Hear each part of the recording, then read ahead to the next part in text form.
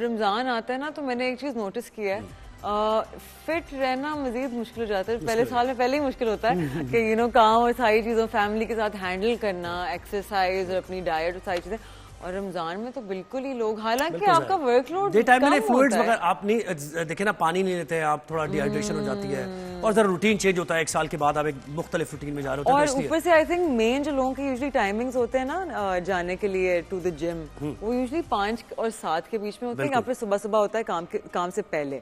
तो रमजान जब आता है तो ऑटोमेटिकली इफ्तारी का टाइम आ जाता है और फिर उसके बाद आपकी तरावियां शुरू हो जाती हैं। तो पीपल स्ट्रगल टू, एक तो वर्जिश और फिर पकौड़े समोसे, और फिर रमजान के बाद ईद आती है तो फिर ईद में तो आप छोड़ते ही नहीं कुछ भी मतलब दावतें हो रही हैं और ये सब कुछ हो रहा है, तो उसके बाद पता नहीं कहाँ रह जाता है फिटनेस, आपका रूटीन और ये डाइट शाइट सब गायब हो जाती है। तो खैर इस पर हमने बात करनी है जी। कौन है? बिल्कुल हमारे साथ मौजूद है mister Rizwan Noor. Thank you so much for joining us. तो बताएं कि as someone who is in the fitness world, जो एक ट्रेनर है खुद, जो इतना जानते हैं इन चीजों के बारे में, बताएं कि कैसा ख्याल रखा जा सकता है रमजान में, स्पेशली गिवन द सर्कमस्टांसेस, पकौड़े, जलेबियां, समोसे सब याद आ रहा है आपको? सबसे पहले तो thank you so much for inviting me. बिल्कुल आपने बात करी है पकौड़ों और समोसों की। वे जो अभी लोग हमारे व्यूअर्स देख रहे होंगे वही बोलोगे कि यार अभी तो मेरा रोजा लग रहा है, अभी से स्टार्ट हो गया हुआ। लेकिन बीइंग अ ट्रेनर एक ऑफ कोर्स एक बड़ी जिम्मेदारी है। खास तौर पर सबसे ज्यादा एक मोस्ट आस्क्ड क्वेश्चन है जो एक रमजान में होता है कि हम एक्सरसाइज किस टाइम पे करें, कि इफ्तार से पहले करें या इफ्तार के बाद करें। अब उसके लिए एक सिंपल सी चॉइस है कि खासतौर पर फास्टिंग में आपका कार्डियो जो है वो बेस्ट होता है। तो जितने भी लोग जो वेट लॉस करना चाहते हैं वो फास्टेड कार्डियो अगर करते हैं तो वेट लॉस हो सकता है, क्योंकि ऑलरेडी आपकी जो कैलोरीज है वो आपकी फैट से आ रही होती है। बट मेक श्योर कि अभी पहला और दूसरा रोजा है और इसमें अगर आप ऑलरेडी स्ट्रगल करें तो मेरी रिकमेंडेशन है कि आप एक्सरसाइज रफ्तार से पहले करें।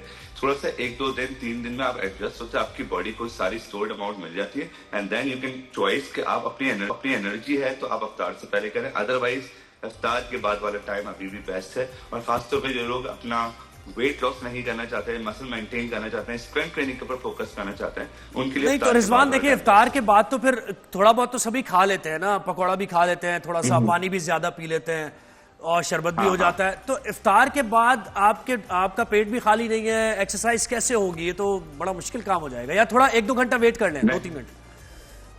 नहीं, तकरीबन देखें डिपेंड करता है आपने खाया क्या है। अगर आपने सारी अनहेल्दी चॉइसेस खाई है तो मैं आपको गारंटी बोल रहा हूँ कि आप बिस्तर में पड़े होंगे और उसके बाद आपको कोई नहीं उठा सकता। लेकिन अगर आपने कुछ हेल्दी ऑप्शंस रखे हैं अपने फ्रूट्स वगैरह के ऊपर सबसे, क्योंकि मैं हमेशा कहता हूँ बीइंग अ ट्रेनर आप हमेशा फ्रूट्स के ऊपर पहला अटैक कर दें तो ऑटोमेटिकली आपकी जो पकोड़े, समोसे और जितना भी फ्राइड स्टफ है आपकी टेबल पे वो सब पीछे रह जाता है। लेकिन अगर आपने फ्रूट्स का जो ऑप्शन है वो सबसे पहले अपने पास रखना है, क्योंकि आपकी एपेटाइट फुल हो जाएगी।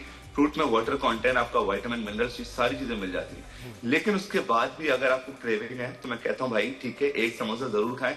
एक समोसा खाने के बाद आपको 2.4 किलोमीटर आपको रन करना पड़ता है, उसकी कैलोरी। मशल तो एक समोसा पूरे 30 दिनों में खाएंगी, खत्म करेंगे एक समोसा कह दिया आपने। अच्छा, मेरा एक क्वेश्चन था एक समोसा अगर एक शख्स के मतलब प्रॉपर लाइक एब्स शैब्स बने हुए हैं, लेकिन वो शख्स रमजान में पकौड़े खाने का शौक रखता है क्या, लेकिन रोज एक्सरसाइज कर रहा है, मतलब हफ्ते में 3-4 दफा प्रॉपर वेट ट्रेनिंग, क्या उस शख्स के एब्स गायब हो जाएंगे? एब्स गायब हो जाएंगे तो क्या हो जाएगा? ऐसा क्या हो जाएगा अगर?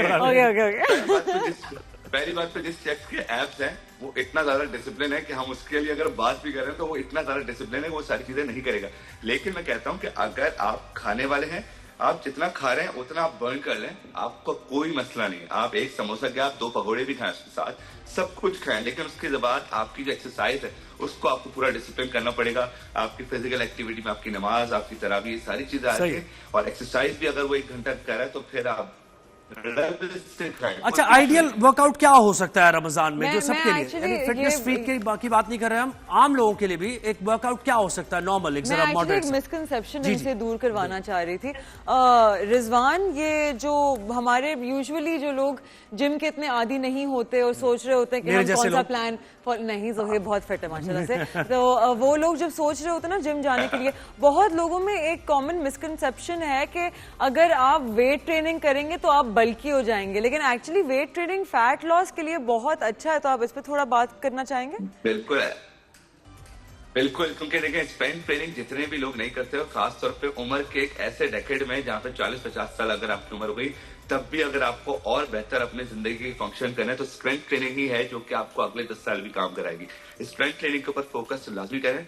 और रमजान में खास तौर पे ना, लोग रमजान में एक सबसे ज्यादा जो चीज बेच रहे हैं ना कि वेट लॉस चैलेंज। ये वेट लॉस चैलेंज नहीं है, रमजान की जो नेमतें हैं उसको एक्सेप्ट करें और एक्सेप्ट करने के बाद वो सारी चीजें यूटिलाइज करें तो बेहतर। देखिए नाम ही एतदाल का है ना, ये सारा जो बिल्कुल एतदाल से जिंदगी गुजारने का नाम है ना। ये जितनी भी इबादत भी है या आपको जो भी दीन की तरफ से जो रहनुमाई मिली है वो एतदाल का नाम है। अच्छा ये बताएं कि हाइड्रेटेड रहने के लिए पानी की कमी आपके अंदर ना हो।